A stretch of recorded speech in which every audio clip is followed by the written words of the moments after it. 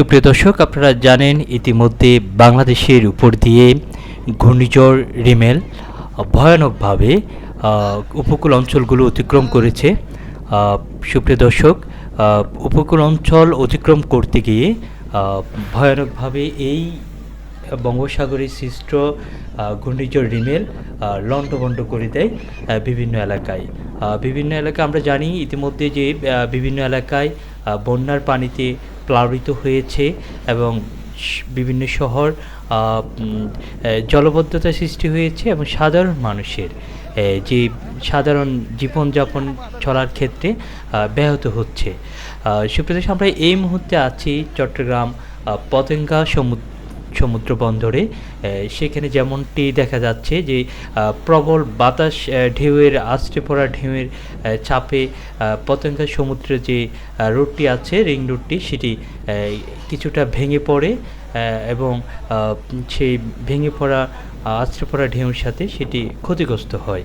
এখানকার যে জনসাধারণ আছে যেটি তারা জানিয়েছে, তারা জানালো যে উপকূল অঞ্চলে বা উপকূলে যে সাগরের তীরবর্তী অঞ্চলে যে ঘর ভিটে বাড়ি দোকানপাট রয়েছে সেগুলো সমুদ্রের প্রচণ্ড ঢেউর চাপে সেটি ভেঙে পড়ে এবং ভেস্তে যায়। কিছু কিছু এলাকায় যেমনটাই জানা যাচ্ছে সেটি হচ্ছে সেখানে একেবারে সব কিছু নদীর স্রোতে ঢেউয়ের আছড়ে পড়া ঢেউয়ের প্রচণ্ড চাপে সব কিছু ভেঙে চুরে চুরমার হয়ে যায় এবং নিশ্চিহ্ন হয়ে যায়। উপকূল অঞ্চলে বিশেষ করে এই ঘূর্ণিঝড় রিমেল যেভাবে আঘাত এনেছে সেটি সত্যি খুবই বেদনাদায়ক এবং দুঃখজনক। ইতিমধ্যে এই ঘূর্ণিঝড় রিমেলের ভয়ানক রূপের যে আঘাত সেটি মানুষ দেখেছে এবং সাধারণ মানুষের কষ্টটা আরও বেড়ে গেছে।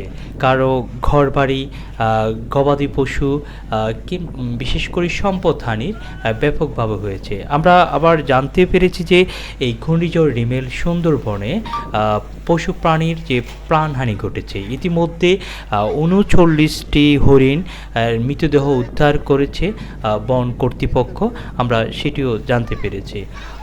সমুদ্রের যে উচ্চ যে ঢেউয়ের যে ছাপ সেটি সবচেয়ে ব্যাপক ছিল এবং ঘূর্ণিঝড় রিমেল চলে যাওয়ার পরও সেই প্রভাবটা রয়ে গেছে। বিশেষ করে বাতাসের গতিবেগ, আছড়ে পড়া ঢেউয়ের চাপ, প্রবল বেগের যে ঢেউটা প্রতিনিয়ত সেটি ছিল।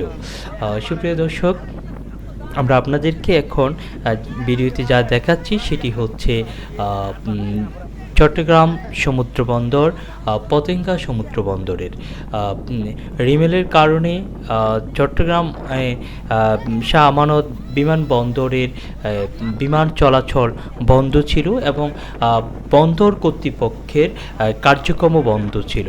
এখানে অ্যালার্ট জারি করা হয়েছিল, অ্যালার্ট জারির চার্জ ছিল এবং সকল ধরনের নৌযান এবং মাছ ধরার যেই ট্রলার আছে সেগুলো সাবধানে সরিয়ে নেওয়া হয়েছে।